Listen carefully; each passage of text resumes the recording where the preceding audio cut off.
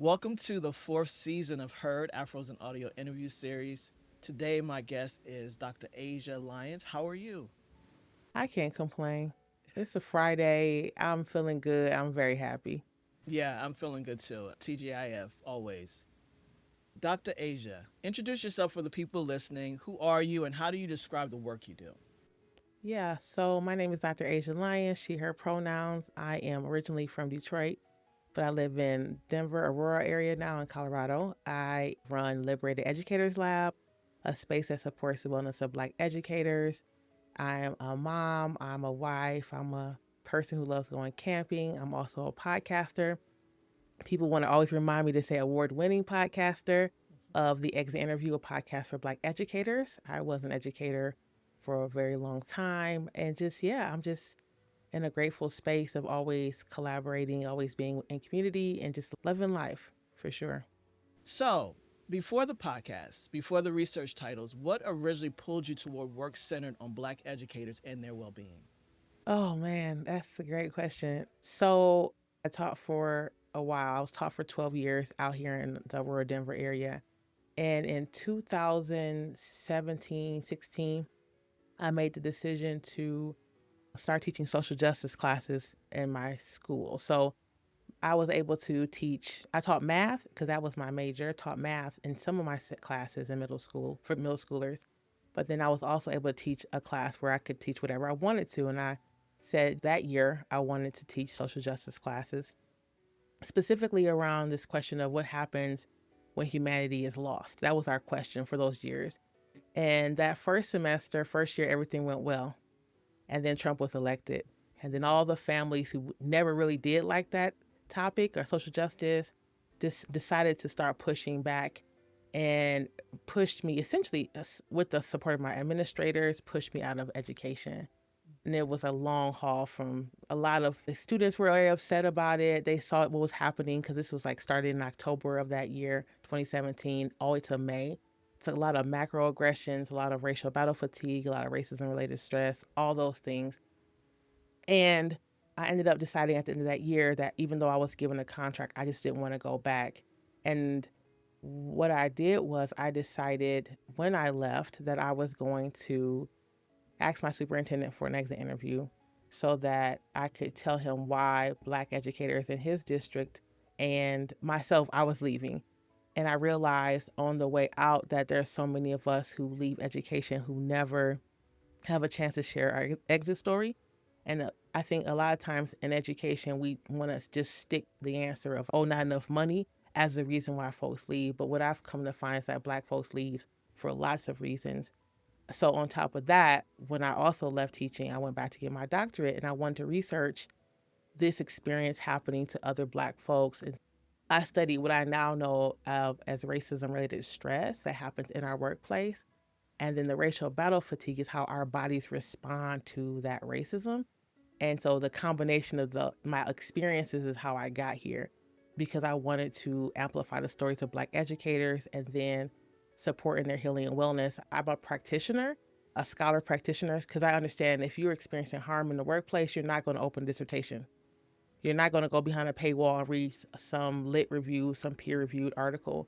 And so I had to ask myself, what do I need to do to make sure that my community is well? And how do I serve them? How do I support them as reciprocity for Black folks who've taught me and those who will go after me? So that's how I got started with this particular work. Wow, that's so important. And I just want to take a moment to commend you for not just closing the door, but expanding it. It's one thing to close the door and say, you know what, I'm done, like completely. Yeah. This is giving me all that it can and can't give me, and so I'm out of here. But then to double down in your work, in Yeah. your expansion, and go for your doctorate, then open spaces for other folks to share their own experiences. Because the fact is, if you've experienced it, someone somewhere is experiencing it at the same exact time, um, Absolutely. has already experienced it and is on the way to experiencing it as they enter the academia and or education. See all the signs. You remember being excited about becoming an educator, Mm. disillusioned by being in the experiences like, can I just teach? Can you just Yeah, leave me alone? exactly. Yeah, Right. exactly. Yeah. Yeah. The thing people ask, like, how did you leave the kids? It's so hard to leave the kids, and there's so few of us. And that's why I stay. And I think I've come over time to realize I'm not one who will stay for the kid. Like, it has to be me first. It has to be my wellness and well being, because I also have a family. I have a daughter and a husband who, when I was going through that experience, was experiencing it with me and experiencing the harm with me. And that, my family, that community is important to me first. So it's always going to be my priorities, myself, and then my family, my immediate community. Absolutely. And then reconciling it with you haven't left the kids because you are Mm-mm. fortifying and shoring up other educators who are still in the space. So it's in a way you're still very much there. Your spirit is Mm-hmm. there, the work is still there. So that's beautiful. Thank you for sharing that. Yeah, of course. Yeah, yeah. So you work across research, teaching, and consulting. Why did podcasting feel like the right medium to hold these stories? So it was that podcasting was the first avenue, and it has grown with me. So I started this podcast. We're into our fifth season, the end of our fifth season right now. And it was like the first thing that came to mind. And I think because I knew someone who had a podcast, so it wasn't like I had no way of that being an access point. I could ask this group, these two folks, hey, can I be in your podcast and just do a, that's how it started. Just do a special segment every once in a while I got on my feet. And it has grown to be a part of something else. But the original baby was the podcast, right? And then she has slowly, because while I was in school to get my doctorate, I was doing the podcast. So she was there from the beginning. And I think that it came to me originally was like maybe I should collect the stories of Black folks and put it into a book. But then I realized that there's so many stories and there's a lot of barriers sometimes in publishing, where podcasting for me, and at the time I had the way of getting in. And so that's why I picked it. And I'm so glad that I did, because again, a book can be finished, but this can go as long as I would like it to go, as long as I feel like I have the energy to do it. And it's just been like the best choice for me. Yeah, yeah. And I love the way you first approached it by saying, let me just get on some other folks' podcasts and do Yeah. some segments. That's really a great approach for a lot of creators who may not be sure about how to start, how to get started. Yeah. The advice is always start a podcast. There's other opportunities. And so I thank you for Mhm. sharing that. But then also, you talked about how books can be complete at a certain point, and podcasting evolves with you. And even through the cycles, right? You talked about starting it before this new regime. And now, Mhm. what are the conversations during this regime? Whereas a book would have finalized that, capsulated it at that time that you Yes. stopped it. Yeah.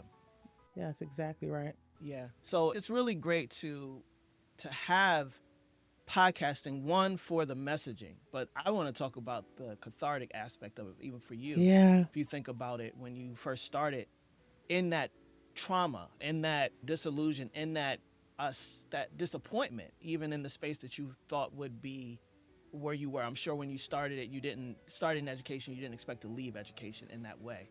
Not in So that way, no. yeah, absolutely, absolutely. So talk about that. I think we don't talk enough about the healing aspect of podcasting. Yeah, so when I first started, it was really a I'm on a journey, but I didn't sit down and say this is going to be healing for me, this is going to be cathartic for me. It was like I want to just make sure that people's stories are captured. But yes, as time has gone on, knowing that Black folks in education and higher ed, early childhood, paraprofessionals, teachers are experiencing what I experienced all over the country, it feels like we're in solidarity. And then so many of us, because the question I ask in the podcast, one of them is like, what are you doing now? And so many of us are still supporting education in some capacity. So yeah, it's been super healing for me to, one, give someone else a platform to be able to talk about their experience, but then also to see how, like I said, we're all in this together. It's just been really beautiful. And now I get to take that information from 70 or so episodes. And then when I see people in community and they're saying, I'm going through this thing, I have this bank of experience. So I can say, listen, it's not my experience, but I had a guest and I can share the story of someone else to hopefully help someone else heal. So it's been a really beautiful experience. Yeah, for sure. Having that opportunity to resonate in the fact that we are not alone in a lot of these experiences Yeah. is so important. I would love to hear a little bit about any of your guests who have shared that. Just like I know I've done some biopic podcasts, and what I get back is I've never said this stuff out loud before. And so this allows me to get it out of me and all of that. So Yeah. tell me a little bit about that. Yeah, so many folks have said exactly what you just said. I forgot all about that situation, or I forgot about that person. I just had someone on, her episode actually dropped this week, which I know this will drop later, but she was talking about Professor Peavy. And Professor Peavy was one of the women who told her when she got rejected from a job, keep applying. This belongs to you. And as we were talking through the story, she's like, I forgot about Professor Peavy. Oh my God, I haven't said her name in so long. And she just kept saying, thank you, ancestors, because she remembered someone's name that made a difference. And that happens so much on the podcast that folks were like, oh, I forgot about that person, or I forgot about that situation. And you can see the wave of emotion that people experience. And then when we get off, a lot of people say, that was so cathartic. That was so healing. Thank you so much. Been holding that story in for so long. And I just appreciate the platform to be able to share that. So definitely it's been beautiful to stand next to people and to support them and like and that archiving of their story, and then the healing that comes from that archival work. Yeah, it comes back to how I really feel about podcasting, and especially Yeah. when it comes to podcasting like this, it's such important work. It's not just a medium, it's not just content. It is No. important work, you know, Yeah. and I really love what you have created and what you continue to do, because it's not only shifting your world in life, it's shifting so many people, even those that haven't been on the show, that get to Yeah. Thank experience it you. and heal through it, learn through it, decide it's okay. It's not me, it is them. You know what I'm saying? Yeah. That's the biggest part. I feel like I meet people in community at things here in Denver, and I listen to your podcast. And some people like it's resonated with that story, this person's story. And some folks say, I quit. Hmm. Do what you got to do, sis. Yeah, Right. But yeah, exactly. It's exactly right what you're saying. yeah, very empowering. So, as a host, what feels different about how you hold conversations now compared to when you first started? You're just talking about some of your guests and holding this space for them over time. Yeah, I feel like I'm more confident. I still get nervous when I first start the first few minutes because I care so much. It's just like the first day of school, every year I was nervous. That didn't change. But just being able to leave room for more silence, I think, and not feel like I have to fill in the gap or start talking right away, and just asking, to me, better follow up questions. And yeah, just being a better listener and not feeling like I have to control the entire conversation. That's been huge, where it's like, we're going to a different tangent, but there's a reason why we're there, and being able to see different patterns and pull those back for folks. So that's definitely changed since episode one. Yeah. Nice. Okay. So let's pivot a little bit. You recorded Youth at the Center live at South by Southwest EDU, which lets you see listeners respond in real time. What did that Yeah. experience reveal that you couldn't have learned from analytics alone? Ooh. How many Black women listen to my podcast, first of all? The room had to have maybe 110 seats. There were 90 Black women sitting in those seats. Wow. Yeah, like I know that people resonate with what I'm saying, but to see the head nod and the yeah, and the laughing, it just confirms. I wasn't shocked, but it just continues to confirm people are having these experiences. And I think too, we had a question and answer session at the end of it, and there's a lot of women, and I'm saying women because there were so many in the audience, a lot of Black women in the audience who were just struggling with this. If I go, who's going to take my place? And so that continued to come up.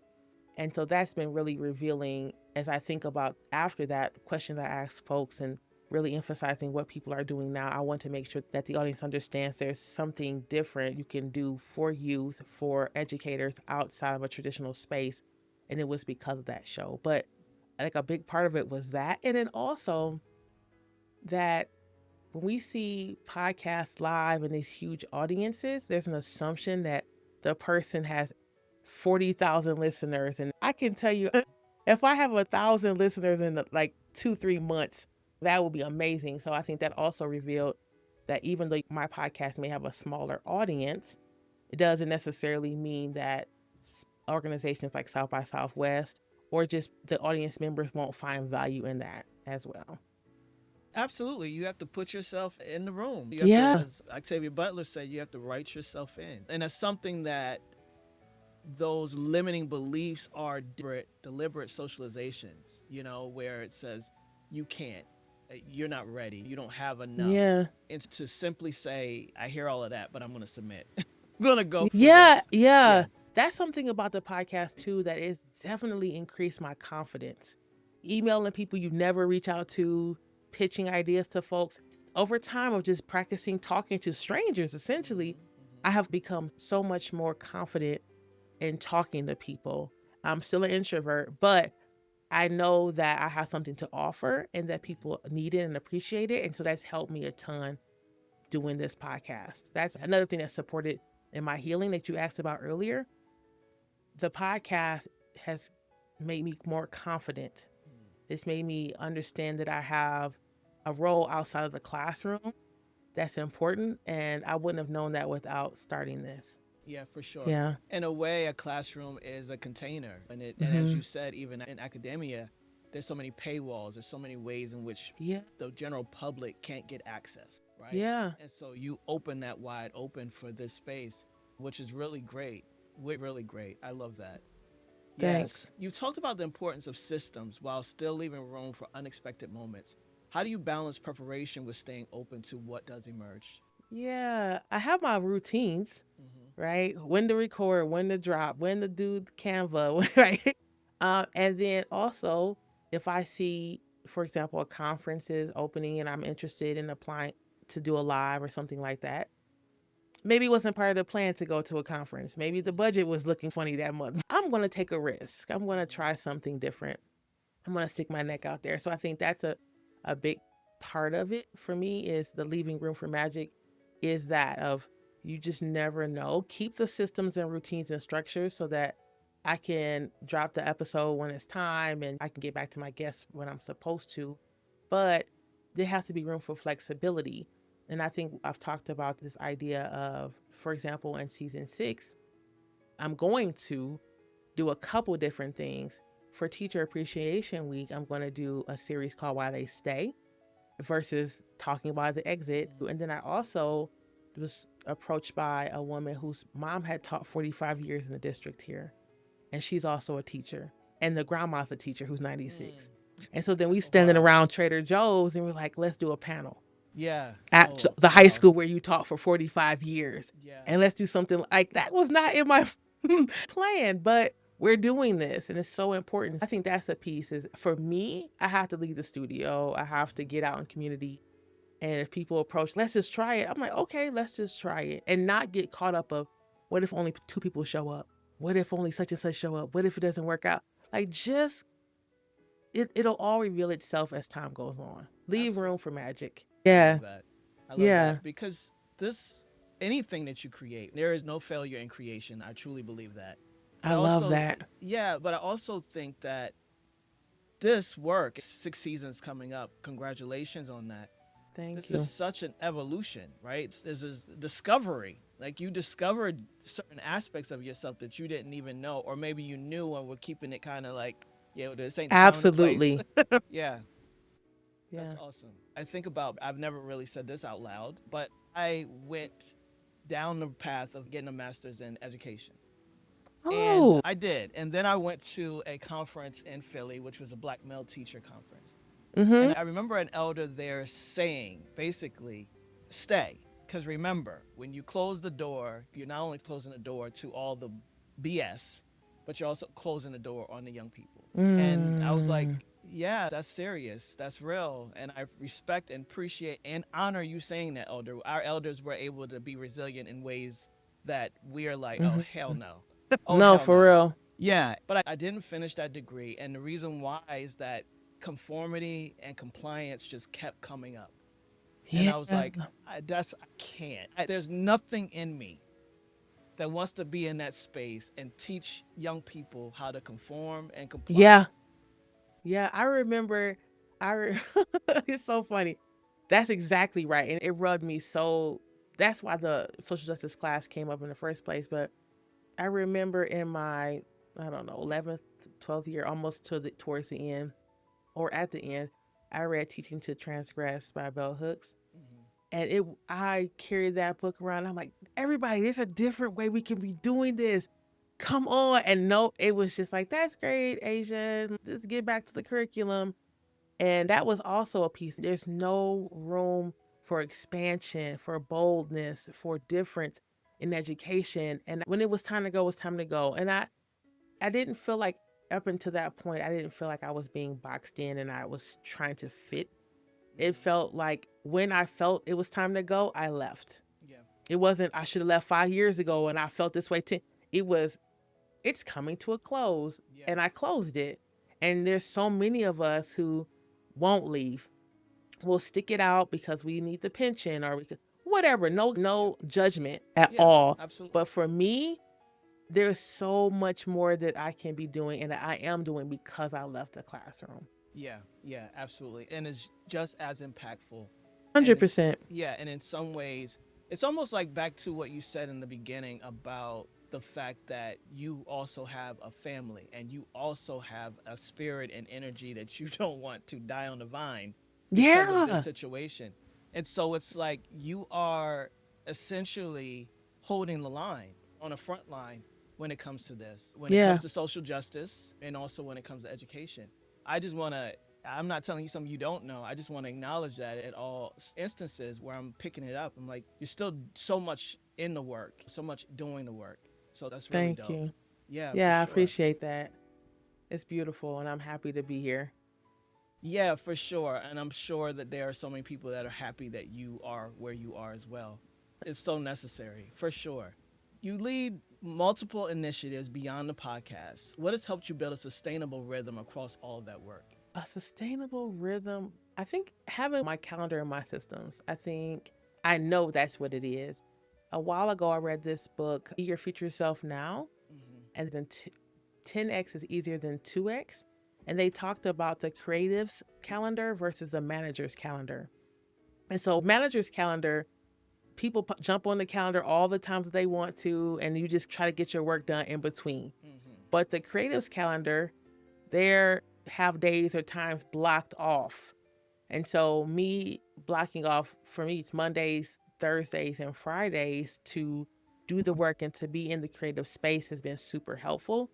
I'm also a ferocious note taker. I think that's the thing that's really been also super helpful because ideas come to me very quickly. Mm-hmm. And so I have a notebook in my purse. I'll keep notebooks around, and I don't just stick them anywhere. I have, okay, that idea came to you, but you don't have time today. Put it on the calendar for next Thursday to do blah blah blah. And so that's really have been super helpful.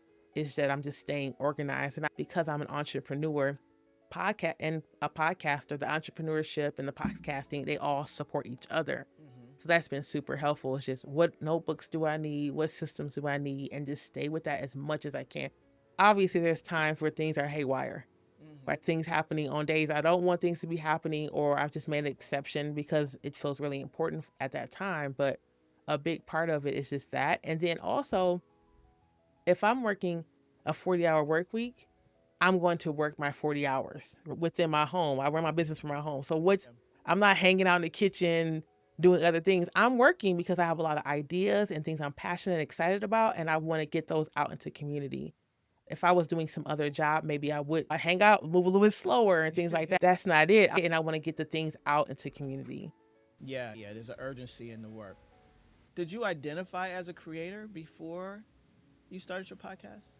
That's such a good question. So when I was teaching, either last year or the year before, I think it was the last year, we did this assessment called Emergenetics.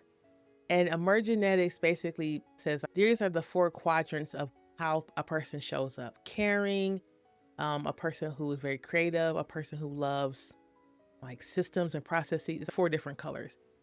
And yellow is the color of the creative.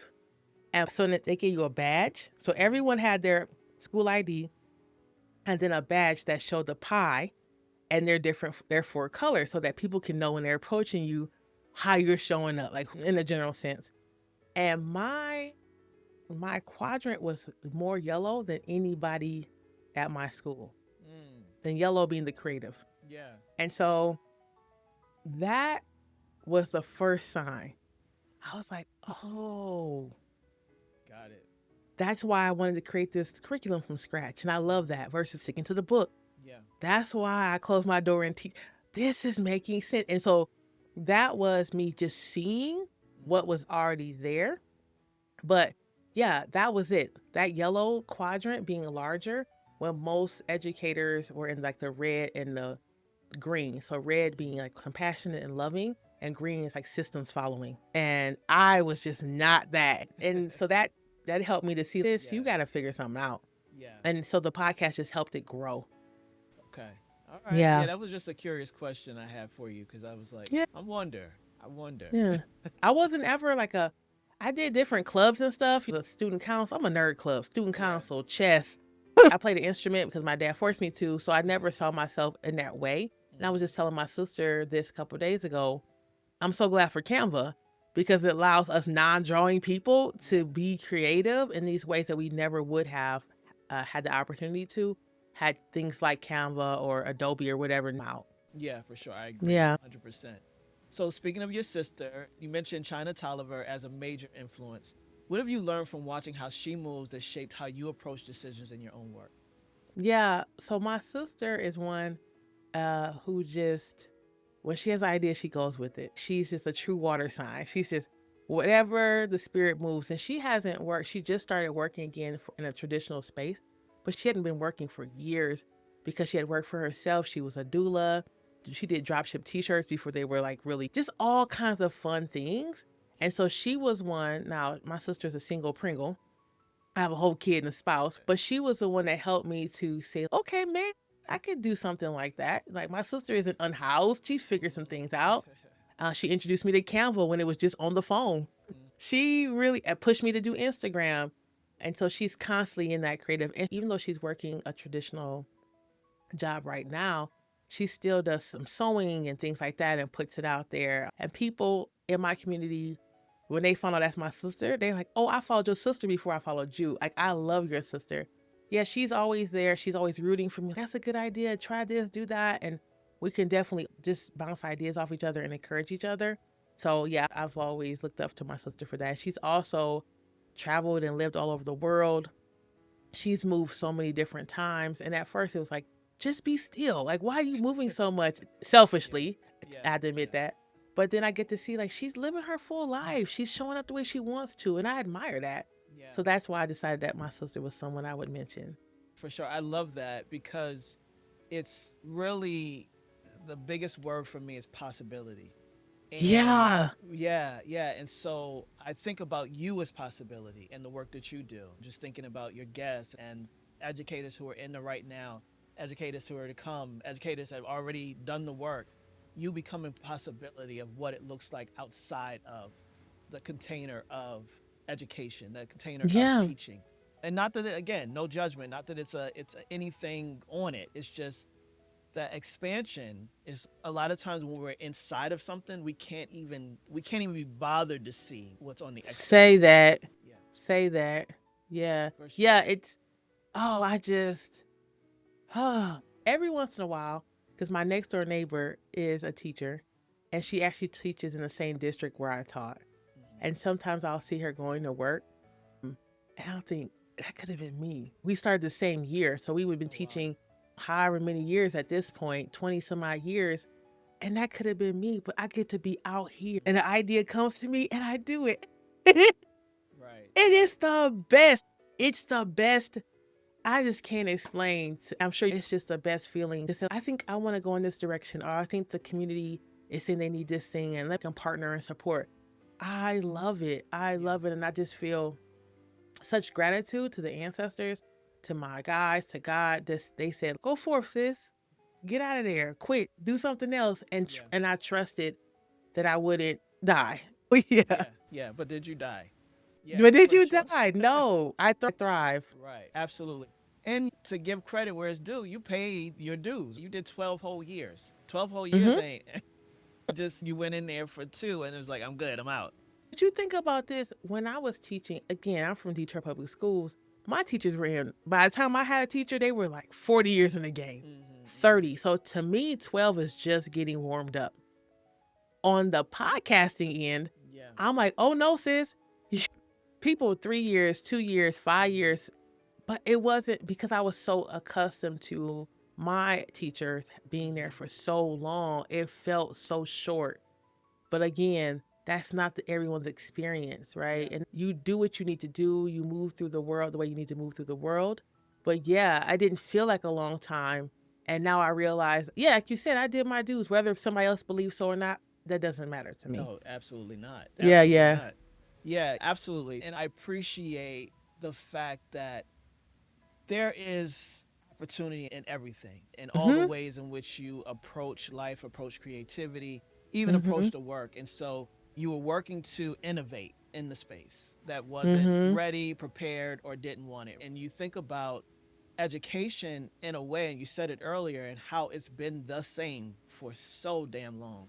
And Yeah, it's been the exact same for its own reasoning and purpose that has very little to do with the young people in this space, that's right? exactly right. There's a little love, very little love, unless it comes from those teachers who really want to see them do well, be better, improve, live their best versions of themselves as liberated young people, free thinkers, critical thinkers. But the opportunity isn't always there. And so just like anything, and the podcast itself, the exit interview, also gives permission. It gives permission. And that's just as important as possibility, in my opinion. I agree. I agree. And sometimes we need the permission before we even start thinking about the possibility. Almost we do. Yeah. It's okay to just write down what you want to do if you left up out of here. Start If you can dreaming. just push that exit Yeah. the exit one more time. You don't have to go for it, but just at least allow yourself to say, I would always want to do X. I think I could do Y. Just Mm-hmm. do that. But again, educators, a lot of us, the freedom has been stomped out of us, not just as teachers and Mm-hmm. professors and whatever, but from being in education as students. Yes, absolutely. Absolutely. Yeah. And so by the time you get into here, it's like you got a good government job, you got your pension, health care. Just be still and be grateful. Mm-hmm. And for those that it works for and they're able to flourish in that, great. But for those of us who are like, let's do something else and still impact community or not, Yeah. we got to go. Yeah. Yeah. I Yeah. think the ultimate goal, and I have friends that are in education as well, the ultimate goal is to affect change. Yeah. As you talked a little bit about the sixth season and where you're going with it. So, is there anything else you want to talk about, anything you want support in, or anything you want us to be on the lookout for? Sure. I know that we're recording this for Black History Month. So by the time this comes out, me and my good friend Stacey Brandon will have launched our second session of podcast and pause, an unbook club for Black educators. And so the book club is a space where we listen to a set of podcast episodes from the exit interview. And then we come into space and discuss those like a book club. And we talk about what it means to heal and be well as Black educators. So I would love for folks to sign up to be a part of that. This particular series that we've picked out is going to be folks who have come on the podcast who are healers and wellness folks and therapists.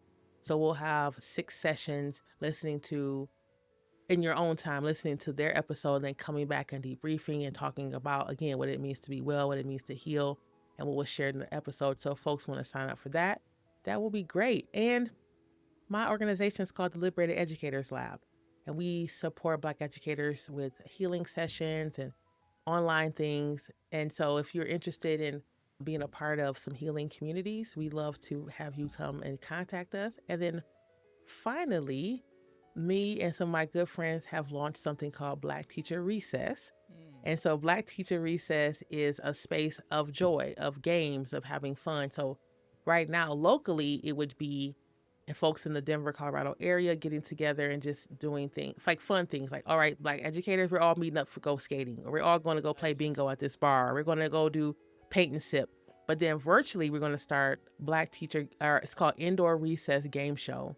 So it's Black teachers coming on and doing trivia and just playing online from all over the country. So if you're hearing Nice. this, and yeah, we're going to be doing that once a month for until we're tired of doing it. But if Yeah. you follow Black Teacher Recess on Instagram, you can find out more about that. And then, yeah, take a look. I'm on LinkedIn. I'm on all the socials. We just love to support Black educators in all the Yeah. ways that feel good. I love that. And what I love the most about this one, I love all of the innovative branches from Exit Interview, from the podcast, the foundation. I Yeah, love all of that. But it's so beautiful to see that I know that you didn't see any of this when you first started. absolutely. Absolutely not. I was between jobs. I was between jobs and trying to figure out grad school. And that's what I say too about that leave room for magic. I think that sometimes folks will try to plan out the entire thing from beginning to end. And then they've convinced themselves by doing that it won't work, or it's too much work, or nobody's going to help, or nobody's going to show up. And just start. Just start and then see what happens. And if it doesn't work out, that's fine. But no, I definitely did not think of any of these things. Black Teacher Recess, the indoor recess game show, actually came from Afros Audio. When we Really were at, now. yes, we were at our brunch. Your person was at our table. Shamiko. Yes, yes. Shamiko, we were talking at the table, and I said something about our Black Teacher Recess and how we're doing this thing, and it would be really cool to do. However, I said it, and she said, "I like that idea. Game shows at conferences." Sis, I did not say that, but when she said it, I was like, Yeah. and it was on from there, right? That's It's a beautiful. just show up. I had no idea on that last day that was going to happen, but I chose to show up and just be open, and that's what happens. Yeah. So we can't make all the moves. The reset, Black Teacher Recess we already had planned it, but that part of it didn't exist, and it wouldn't have without being in that room. So we have to leave space for those moments where somebody says something that's so amazing and you're off and running. So shout out to her, by the way. Shout out to Uh Shamiko. All right. yeah, That's shout what's out up. to Shamiko because yeah, it's because she said something that she thought I said that I didn't say that Yeah. we're doing this indoor recess game show. So Yeah. yeah. That's awesome. That's awesome. Now, for a lot of people who have seen 4 seasons of this podcast, they know one of my philosophies is that your vision will manifest you. It really will. You have to start. Manifest the vision, and your vision will begin to manifest you. But you have to be in the game. Yeah. You don't know, and that's why I brought it up and wanted to take that moment to stop you there and say you didn't see any of this coming because how can you? When a creator starts, they can only see themselves, a person, anything, even in professional spaces, you can only see yourself as far as you see yourself, as far as you know yourself. That's it. But you don't know as you continue to move through your life and move towards your vision, the people that you have yet to meet, the experiences and the opportunities that Yeah. will come as you continue to put the pieces in place. And so that's why it's so important to really get people to understand that because the how will stop people every damn time. Oh, that. Get out of the how, really. And that's something I definitely want to leave with folks is get out of the how and start. So that's great. Yeah. Yeah. Thank you. Yeah, of All right. course. Yeah. So one last question. Speaking of Afros and audio, okay? You've been in many education and creative spaces. But when you attended Afros and audio, what stood out to you about that environment? And what did it affirm for you as a creator, person, podcaster, if anything? Yeah, first thing is Black as hell. And I say that because I'm in Denver. Say it's a BIPOC space or it's a space for us, and everybody wants to still show up. And so I love that it was Black folks, and also like all the different types of podcasts that people were doing. I just was blown away at the creativity that people were using, like the ways that they were hiring actors and sound, and it just blew my mind. I was just, I don't know, I don't want to say impressed, like Black folks aren't normally impressive, but I was just so inspired. And that people kept saying, you have to think of different ways of monetizing besides traditional. You have to do this. And I've been in podcasting for X amount of time. Or there's a place where you can just be a host and you don't have to start a whole podcast. It just ideas and the vibe and like I said, I'm a note taker. I had so many notes and so many things when I came back that I just started right away putting into action that continue to shape the podcast, and I'm so excited about. And yeah, it was just a whole vibe. And I'm excited. I'm so glad that you have some other things coming out for community that are via Zoom or are virtual, because I want to just keep learning in community, and I'm just super super excited about this. Awesome, awesome. Thank you, and thank you for being there. Huh. It's really important that we show up for ourselves and each other, obviously. And that is the point. That is the whole point, is for us to get in a room and reaffirm how Mm-hmm. awesome and brilliant and innovative that we are in any spaces that we enter and show up in and create inside of, and to then be that inspiration for each other to say, okay, I Uh, can keep going now. I uh, got some people that got my back. I got some new ideas that I haven't thought of yet that I can start now. The strategy, the support. I often think of it as us going to ourselves like our ancestors used to do and being strategic, talking about what we got to do, what we got to mm-hmm. do in order to Yeah. navigate the space. Yeah. Yeah. Yeah. So thank you. Thank you for being there. Uh, As you look ahead, what questions or ideas are you most interested in exploring next through your work? I think that I'm interested now in understanding how the podcast can inform education spaces about the ways that we retain Black educators. Recently, just reaching out to someone blindly, I reached out to a person at UC Berkeley about being on the podcast. And he's, oh, I'm at capacity, but my number one in charge or number two in charge, she has a story that definitely should be on the podcast. And then she and I started talking, and now 5, 6 months later, we're in the middle of writing IRB to use the podcast and research at UC Mm, Berkeley. So I'm excited to go. It's in community. We're doing the work, and now to go back into the academic space and say the podcast isn't for you.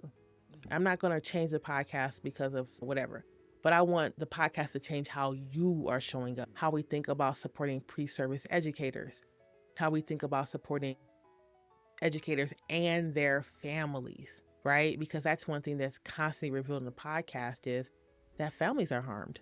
Like we mm-hmm. don't do this by ourselves. So that's what I'm most excited about is this opportunity for academia to see the value in podcasting.